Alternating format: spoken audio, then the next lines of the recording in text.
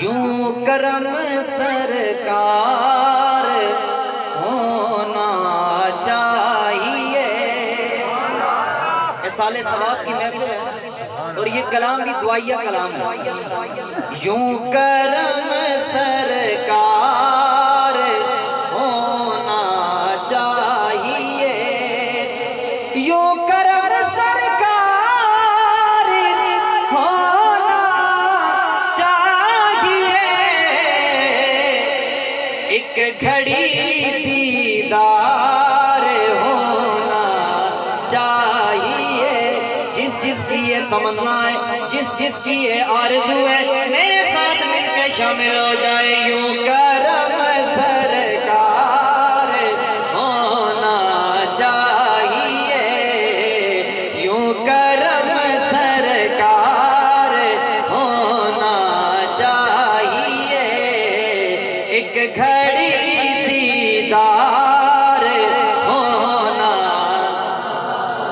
اور بس یہی ایک کار ہونا چاہیے، بس یہی ایک کار ہونا چاہیے کہ مصطفیٰ سے پیار ہونا چاہیے، مصطفیٰ سے پیار ہونا۔ آخری شعر ہے سید ناصر حسین شاہ صاحب کا، یہ کلام ہے۔ شاہ صاحب کی تمنا کیا ہے کہ جب بھی کہ ناصر تمہارے نام پر، جب بھی کہ ناصر تمہارے نام پر، تو طیبہ کا بازار ہونا چاہیے، طیبہ کا بازار ہونا چاہیے، یوں کرم سرکار ہونا چاہیے، ایک گھڑی دیدار ہونا چاہیے۔ بعد حمد و ثنا انتہائی عزت و احترام کے لائق جمیع حاضرین و سامعین، السلام علیکم ورحمۃ اللہ وبرکاتہ۔ تمام تعریفیں اللہ تعالیٰ کے لیے جو اس پوری کائنات کا خالق، مالک، رازق اور پالنہار ہے۔ اللہ تعالیٰ کی لا تعداد حمد و ثنا کے بعد کروڑوں درود حضور تاجدار کائنات، فخر موجودات، وجہ تخلیق کائنات، رونق ارض و سماوات، حضور نبی معظم و محترم، مکرم و محتشم، رحمت سرتاب قدم، رازدار لوح قلم، شہنشاہ عرب و عجم، جناب احمد مصطفیٰ محمد مصطفیٰ صلی اللہ تعالیٰ علیہ وآلہ وسلم کی ذات گرامی پر، جیسا کہ آپ کے علم میں ہے حضرات کہ آج کی یہ محفل احسال ثواب کی محفل ہے۔ میرے بہت ہی محترم مکرم بھائی محمد رخسار صاحب نے کل مجھے ٹیلی فون پر حکم فرمایا کہ آپ نے حاضر ہونا ہے۔ میں نے وعدہ کیا، الحمدللہ آج کی اس پروقار محفل میں حاضری کا شرف نصیب ہو رہا ہے۔ مجھ سے قبل جتنے بھی دوستوں نے پڑھا، اللہ تعالیٰ تمام کی حاضری کو قبول فرمائے، اور جس مرحومہ کے احسال ثواب کے لیے ہم یہاں بیٹھے ہیں، اللہ تعالیٰ ان کی قبر کو منور فرمائے۔ مقصد تو یہ ہے نا کہ احسال ثواب کرنا ہے، اللہ تعالیٰ ان کے درجات کو بلند فرمائے۔ کل حشر کا دن آئے تو اللہ اس مرحومہ کو سیدہ، طیبہ، طاہرہ، زاہدہ، عابدہ حضرت سیدہ خاتون جنت فاطمہ الزہرا کی پاک چادر کا سایہ نصیب فرمائے۔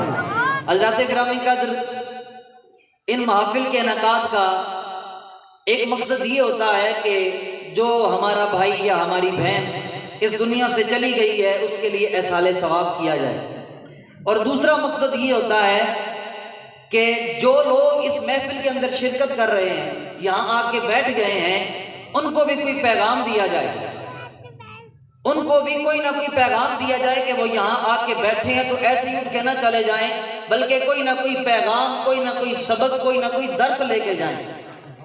حضرات گرامی قدر، موت ایک اٹل اللہ تعالیٰ کا فیصلہ ہے۔ موت نے تو نبیوں کو بھی نہیں چھوڑا، نبیوں کو بھی نہیں چھوڑا، امتیوں کو بھی نہیں چھوڑا، ولیوں کو بھی نہیں چھوڑا، بادشاہوں کو بھی نہیں چھوڑا۔ اب اس بات پہ یقین کر لینا چاہیے کہ موت ایک اٹل فیصلہ ہے، اور موت سے بچنا انسان کے بس کی بات ہے ہی نہیں۔ جو چاہے کر لے، انسان موت کے ہاتھوں بچ ہی نہیں سکتا ہے۔ صرف اگر تھوڑا سا بندہ اپنا دماغ حاضر رکھے اور تھوڑی سی توجہ کرے، عقل مندی کا مظاہرہ کرے، تو موت کے آنے سے پہلے جناب اسرائیل علیہ السلام پیغام بھیجتے ہیں۔ توجہ رکھنی ہے میری بات۔ موت کے آنے سے پہلے جناب اسرائیل علیہ السلام پیغام بھیجتے ہیں، اور وہ پیغام کے بعد پھر خود آتے ہیں۔ اللہ کے بڑے جلیل قدر پیغمبر گزرے حضرت یعقوب علیہ السلام۔ حضرت یعقوب علیہ السلام جناب یوسف علیہ السلام کے والد گرامی، آپ کے پاس ایک مرتبہ حضرت ملک الموت حضرت اسرائیل علیہ السلام سلام کے لیے حاضر ہوئے۔ سلام کرنے کے لیے فرشتے آتے تھے نبیوں کے پاس سلام کرنے کے لیے۔ تو حضرت اسرائیل علیہ السلام نے کو جب حضرت یعقوب علیہ السلام نے دیکھا تو آپ نے فرمایا، اے ملک الموت، اے اسرائیل، تیری یہ ڈیوٹی ہے کہ تو انسانوں کی روحوں کو قبض کرتا ہے۔ جب میری روح قبض کرنے کی باری آئے نا تو ایسے نہ آ جانا، پہلے پیغام دینا پھر آنا۔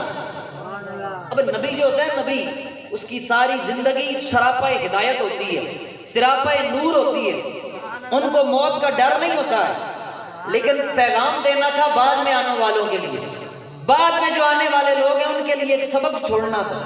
تو فرمایا میرے آنے سے پہلے، میرے پاس آنے سے پہلے میرے لیے کوئی نہ کوئی پیغام بھیجتے رہنا تاکہ میں تیار ہو جاؤں کہ موت آنے والی ہے۔ اس نے کہا ٹھیک ہے، وہ چلا گیا۔ کچھ عرصہ گزرا، زمانہ گزرا، دن گزرے، مہینے گزرے، پھر ملک الموت آ گیا۔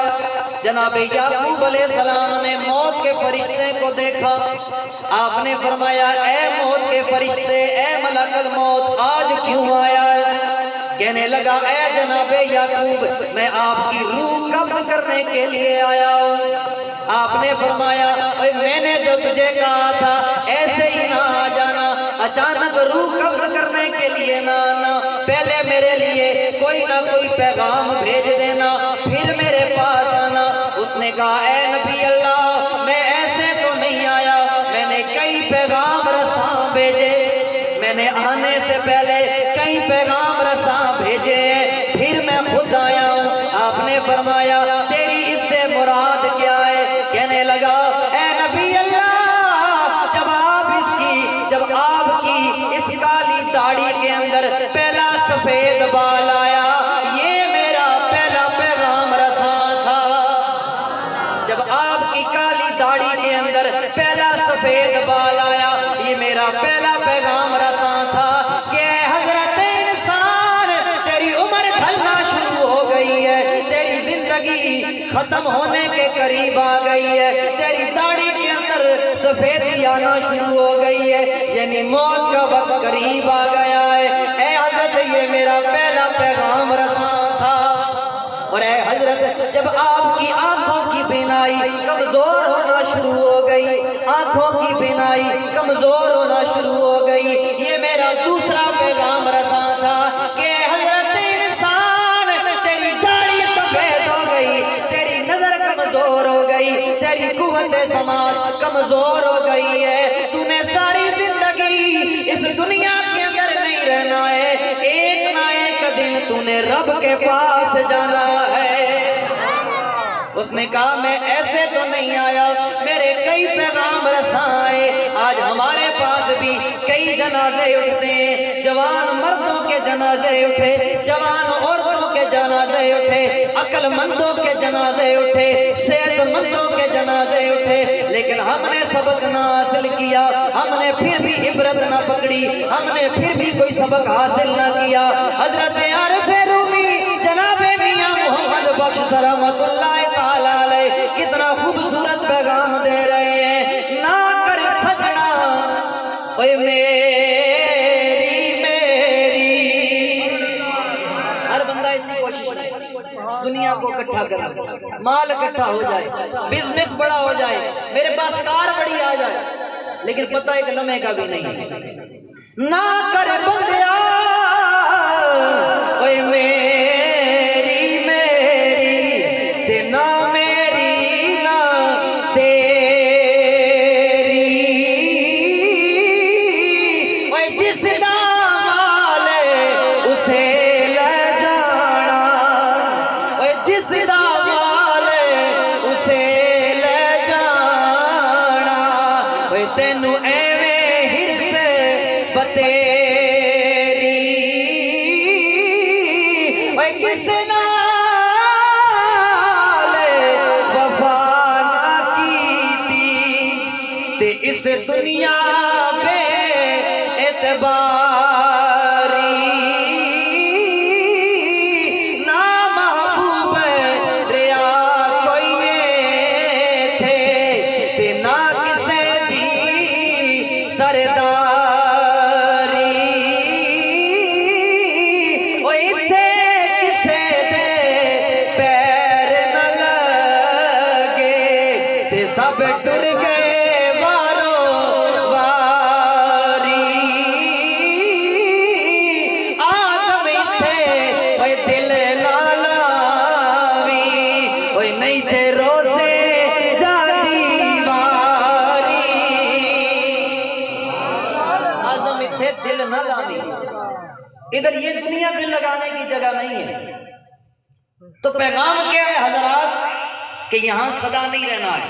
مجھے بتایا گیا ہے کہ جو مرحومہ آج دنیا سے چلی گئی ہیں، چھوٹے چھوٹے ان کے بچے ہیں، اللہ تعالیٰ بڑا بے نیاز ہے، اللہ تعالیٰ بڑا بے نیاز ہے، اس کو کوئی پرواہ نہیں ہے کہ ماں روتی رہ جائے گی تو بچہ چلا جائے گا، یہ بچے روتے رہ جائیں گے ماں چلی جائے گی، اللہ بے نیاز ہے، اس کی شان ہے قل هو اللہ احد اللہ الصمد، اللہ الصمد وہ بے نیاز ہے۔ اور عقل مند انسان وہی ہے جو اللہ کی رضا پہ راضی ہو جائے، اللہ کی رضا پہ راضی ہو جائے اور ہر حال میں اللہ کا شکر کرے۔ مولا جس حال میں تو رکھے وہ حال گوارا ہے، میرے امام علی مقام امام حسین علیہ السلام نے 6 مہینے کا اصغر قربان کر دیا۔ سبق کیا ہے؟ سبق سمجھیے۔ ہمارے ہاں تو جب خودگی ہوتی ہے نا تو رشتہ دار بھی آ جاتے ہیں، عزیز و اقارب بھی آ جاتے ہیں، ماں بھی ہوتی ہے، کئی مرتبہ باپ ہوتا ہے، بھائی ہوتے ہیں، رشتہ دار ہوتے ہیں۔ میرے امام علی مقام کے پاس کوئی بھی نہیں تھا، والد بھی نہیں تھے، اپنے سگے نانا بھی نہیں تھے، کوئی اپنا وطن بھی نہیں تھا، لیکن سب کچھ قربان کر کے میرے امام نے یہی پیغام دیا جو میں آج آپ کو دے رہا ہوں کہ جس حال میں تو رکھے وہ حال گوارا ہے، مولا جس حال میں تو رکھے وہ حال گوارا ہے، اتنا تو یہ تو کہہ دے یہ بندہ ہمارا ہے، بس خدا راضی ہو جائے۔ حضرات گرامی کا ہم یہاں اکٹھے ہوتے ہیں اور اپنے جانے والوں کے لیے احسال ثواب کرتے ہیں، کبھی کل کی محفل ہوتی ہے، کبھی 40ویں کی ہوتی ہے، کبھی سالانہ کی ہوتی ہے، تو یاد رکھیے یہ ویسے ہی نہیں ہم کرتے۔ میرے آقا نے فرمایا جب بندہ دنیا سے جاتا ہے، بندہ دنیا سے انتقال کرتا ہے، قبر کے اندر پہنچتا ہے تو وہ ایک ڈوبنے والے کی مثل ہوتا ہے، انتظار کر رہا ہوتا ہے کہ میرے رشتہ دار، میرے عزیز و اقارب، میرے جو دوست احباب ہے، میری اولاد ہے یا میرے والدین اگر زندہ ہیں تو میرے لیے احسال ثواب کریں گے۔ مردہ انتظار کرتا ہے قبر کے اندر، حضور فرما رہے ہیں، اور جب اس کے رشتہ دار، اس کے بیٹے، اس کی اولاد اس کے لیے احسال ثواب کر دیتی ہے، قرآن پڑھ کے، نعتیں پڑھ کے، درود پڑھ کے، کلمہ شریف کا ذکر کر کے، تو اللہ تعالیٰ اس مرنے والے کی قبر کے اندر پہاڑوں جتنا نور نازل فرما دیتا ہے، پہاڑوں جتنا۔ اور ایک اور عزیز کے الفاظ ہے، میرے آقا فرماتے ہیں کہ جب تحفہ بھیجا جاتا ہے احسال ثواب کا، دعا کر کے، قرآن پڑھ کے، درود پڑھ کے، نعتیں پڑھ کے، تو حضرت جبریل علیہ السلام اس تحفے کو، احسال ثواب کے تحفے کو نور کے تھال کے اندر رکھتے ہیں، نور کے تشت کے اندر رکھتے ہیں، اور اس مرنے والے کی قبر کے سرانے جا کے کھڑے ہو جاتے ہیں اور اسے آواز دے کے کہتے ہیں اے گہری قبر کے اندر سونے والے، دیکھ تیرے رشتہ داروں نے تیرے لیے آج تحفہ بھیجا. اور حضور فرماتے ہیں وہ جانے والا ایسے ہی خوش ہوتا ہے جیسے دنیا کے اندر کسی کو تحفہ دیا جائے تو وہ خوش ہو جاتا ہے. تو پھر میں کیوں نہ کہوں مولا چنگے جے ساڈے نصیب کری تے ساڈا شافی اپنا حبیب کری ساڈا شافی اپنا حبیب کری. اوے جد مریے تے کلمہ نصیب کری پڑھیے لا الہ الا اللہ پڑھیے لا الہ الا اللہ حق لا الہ. اوے کدی غافلا غفلتی چھوڑے ہاں تے یاری پا کے نبی نال جوڑے ہاں. اوے کوئی قبر دا توشا لوڑے ہاں پڑھیے لا الہ الا اللہ حق لا الہ. اوے واہ حسن حسین پیارے نے واہ حسن حسین پیارے نے. اوے سونے نوری نبی دے تارے نے. اوے جنہ دین پیچھے ساری بارے نے پڑھیے لا الہ الا اللہ حق لا الہ.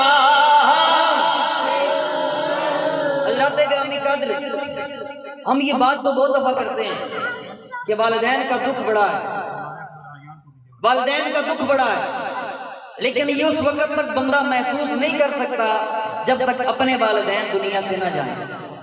ہم تقریریں کرتے ہیں ہم بھی بیان کرتے ہیں والدین کی شان کو. آپ بھی جب وہ فاتحہ والی محفل میں بیٹھتے ہیں سارے بندے کہتے ہیں کہ بڑا افسوس ہے لیکن اصل چوٹ جو لگتی ہے نا وہ اس بندے کو لگتی ہے جس کی ماں دنیا سے جائے جس کا باپ دنیا سے جائے.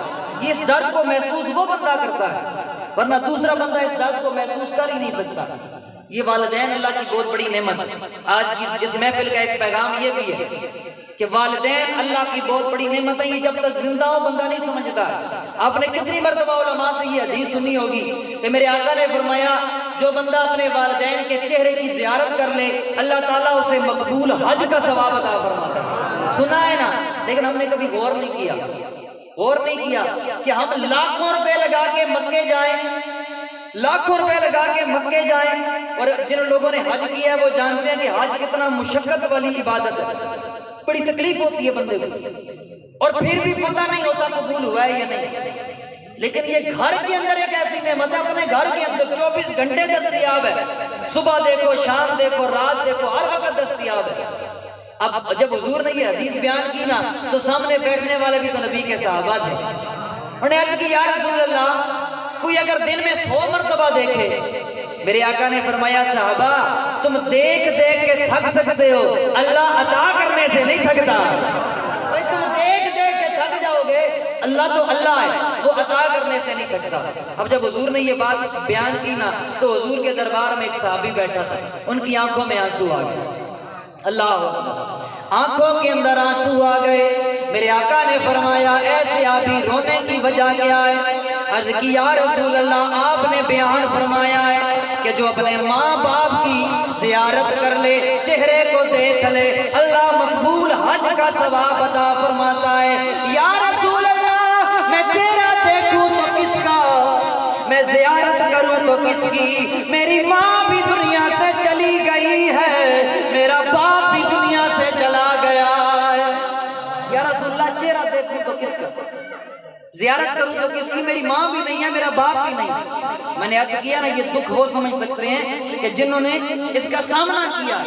اوے دکھیے دی گلے دکھیا جانے تے سکھیے نو کی خبراں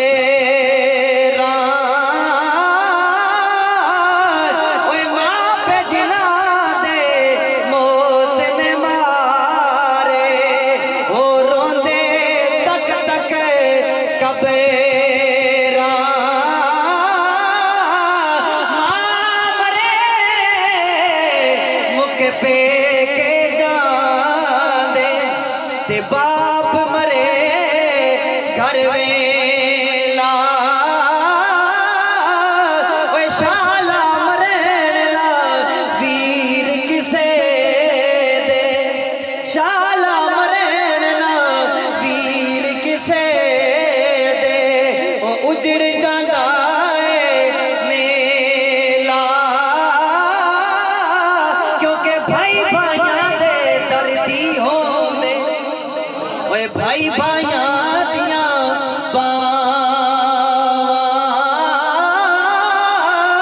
باپ سرا دے تاج محمد تے ماوا ٹھنڈیاں چھاواں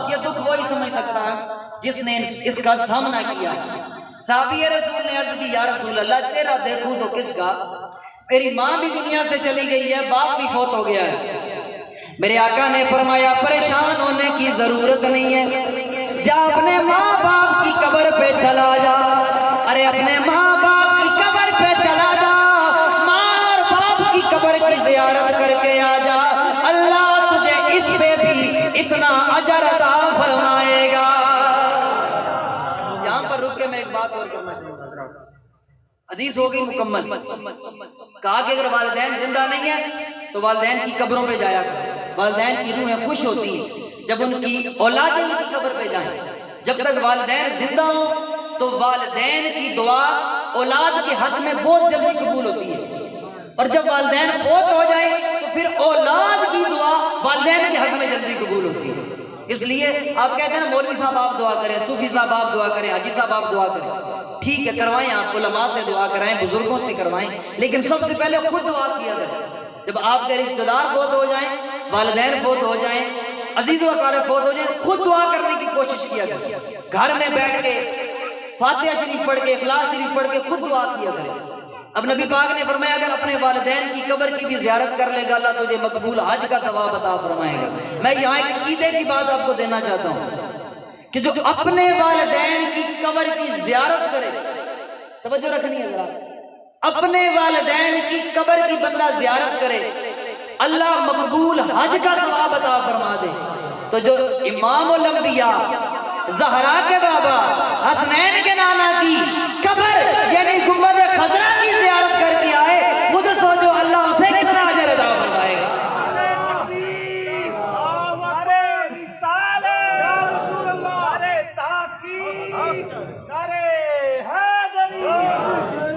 اپنے باپ کی قبر کی تو زیارت کرے یہ میں بات اس لیے کر رہا ہوں بعض لوگوں کو گمراہ کرتے ہیں جی حج تو مکے میں ہو جاتا ہے مدینے میں جانے کی کیا ضرورت ہے کہتے ہیں نا کچھ لوگ تو ہم یہ کہتے ہیں مدینے جانے پر ثواب بہت زیادہ ہے تو اپنے باپ کی قبر کو دیکھے اپنی ماں کی قبر کی زیارت کرے اللہ تجھے مقبول حج کا ثواب عطا کر دے تو گنبد خضرا کو دیکھنے کا کوئی ثواب نہیں ہم ویسے ہی تو نہیں یہاں ہوں تو بھی مدینے جائیں تو بھی بس ایک ہی صدا لگاتے ہیں یہی عقیدہ اہل سنت ہے یہی نبی کے صحابہ کا عقیدہ ہے یہی نبی کے غلاموں کا عقیدہ ہے کہ مدینے دی ٹھنڈی ہوا اللہ اللہ مدینے دی ٹھنڈی ہوا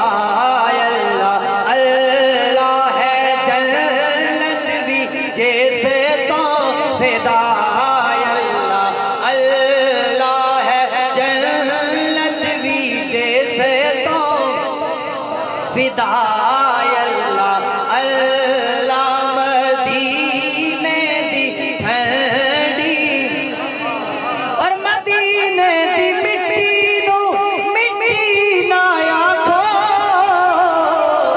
اے میٹی خاک اللہ اللہ اے میٹی خاک